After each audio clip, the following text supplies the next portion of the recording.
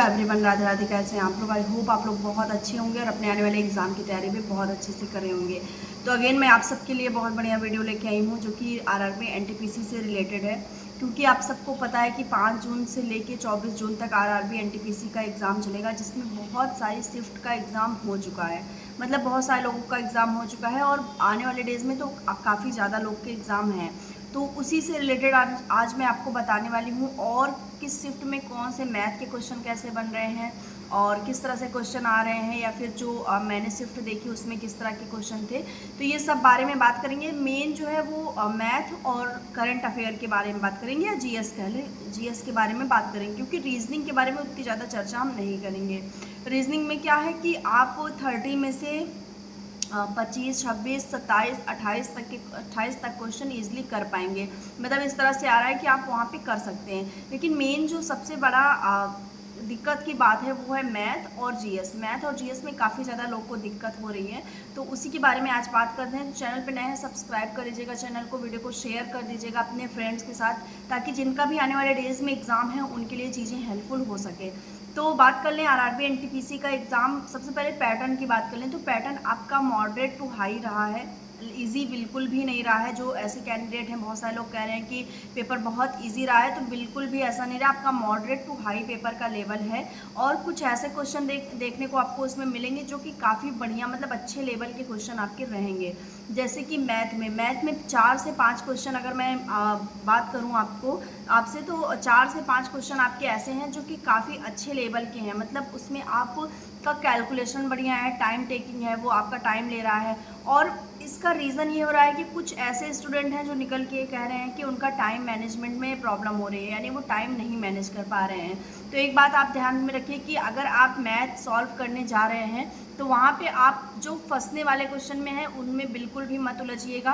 जो क्वेश्चन आपसे एक बार ट्राई करने पे बन रहा है, पहले तो आप सारे उसको क्वेश्चन सॉल्व कर लीजिएगा, और जो क्वेश्चन नहीं बन रहा है उसको आप साइड में रखिएगा। आप दूसरे या तीसरे राउंड में उसके पास पहुँचिएगा, क्योंकि अगर आप पहले राउंड में ही उसमें उलझ जाएंगे तो फिर आपका टाइम ख़राब हो जाएगा।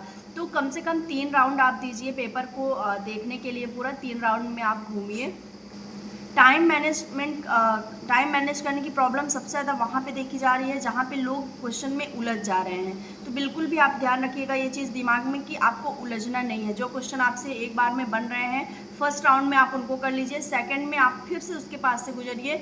मे बी आपके 3-4 ऐसे क्वेश्चन होंगे जो नहीं बनेंगे, तो उसमें से सेकंड राउंड में आपके 1-2 क्वेश्चन बनने के चांसेस रहेंगे, और थर्ड में आप फिर फाइनल आप देखिएगा कि कौन आपसे बन रहा है और कौन से क्वेश्चन नहीं बन रहे हैं। क्योंकि ये चीज़ें आ रही हैं, और लास्ट में ऐसे भी मैं देख रही थी वीडियोस वगैरह उसमें रिव्यू में, तो उसमें ऐसी भी चीज़ें निकल के आ रही हैं कि हम क्वेश्चन तक, बहुत सारे क्वेश्चन तक पहुंच ही नहीं पाए। तो देखिए, रेलवे का जो पेपर सेट होता है वो इसी तरह से सेट होता है कि अगर आपने बिल्कुल भी उसमें लूज़ किया है खुद को, तो आपसे क्वेश्चन स्किप हो जाएंगे, छूट जाएंगे क्वेश्चन। ये चीज़ आपको बिल्कुल भी नहीं करना है। आपको कुछ इंपॉर्टेंट चैप्टर्स मैं बता दूं, उस पर आपको फोकस कर लेना है, दोबारा से उसको रिवीजन आपको करके जाना है। जैसे कि एवरेज आपका क्वेश्चन है, या आपका माध्य, माध्यिका, इस तरह के जो चैप्टर्स हैं, ये आपको बहुत बढ़िया से आपको देख के जाना है। ठीक है। आपको ग्राफ के चैप्टर भी बहुत अच्छे से पढ़ लेना है, यानी चार्ट जो होते हैं वो भी आपको बहुत अच्छे से पढ़ लेना है। फिर आपका मेंसुरेशन जो रहेगा उसमें आपका कुछ ट्रिकी क्वेश्चंस भी देखने को मिले हैं जो कि ट्रिक पे बन रहे हैं। जैसे कि आपका जो 11 से कटने वाला रूल है, तमाम ऐसे ट्रिक के क्वेश्चन भी बन रहे हैं। लेकिन आप मेंसुरेशन अच्छे से पढ़ लीजिएगा, क्योंकि मेंसुरेशन के क्वेश्चन फंसाऊ हो रहे हैं, लोग को फंसा रहे हैं। फिर बात करते हैं सिंप्लीफिकेशन की। सिंप्लीफिकेशन इसलिए आपके लिए इंपॉर्टेंट हो जाता है क्योंकि सिंप्लीफिकेशन से आपको कैलकुलेशन में मदद मिलेगी। जो आपका एक चीज़ निकल के आ रहा है ना कि हम कैलकुलेशन में फेल हो जा रहे हैं, हम कैलकुलेटिव इतना आ रहा है कि कैलकुलेशन नहीं कर पा रहे हैं, तो आपको सिंप्लीफिकेशन बहुत ही बढ़िया से पढ़ के जाना है।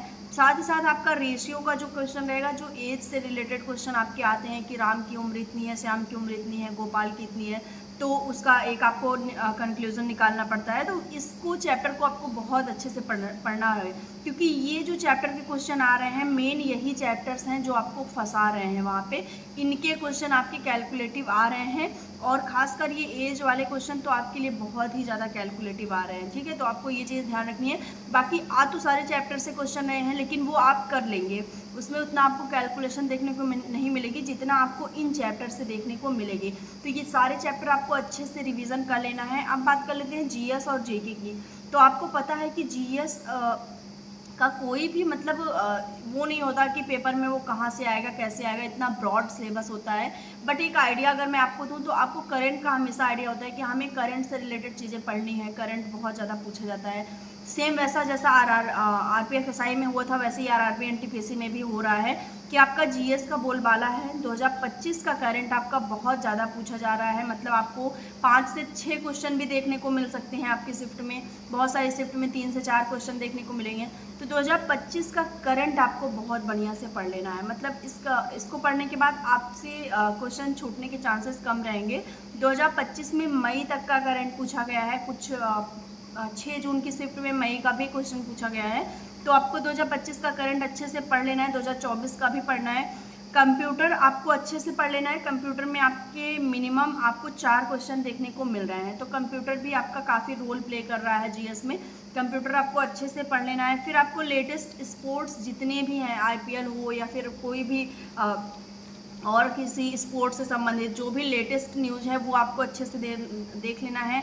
अंतर्राष्ट्रीय जो समझौते हैं उसको भी आपको पढ़ लेना है। बाकी आप अपने जो भी नोट्स बनाए हैं उसको प्रॉपर रिवीजन आप उसका करते रहिए, और मॉक ज़रूर से ज़रूर लगाते रहिए, क्योंकि मॉक आपका जो टाइम मैनेज करने का जो क्वेश्चन आ रहा है उसको सॉल्व करता है, आपके टाइम मैनेजमेंट में हेल्प करता है। मॉक आपके लिए बहुत इंपॉर्टेंट है, मॉक बिल्कुल भी स्किप मत करिएगा, उसको ज़रूर से ज़रूर लगाइएगा।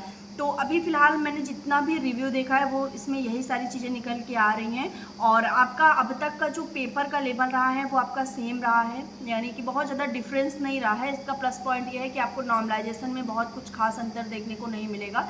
तो अब तक का पेपर पैटर्न ऐसा ही बना है।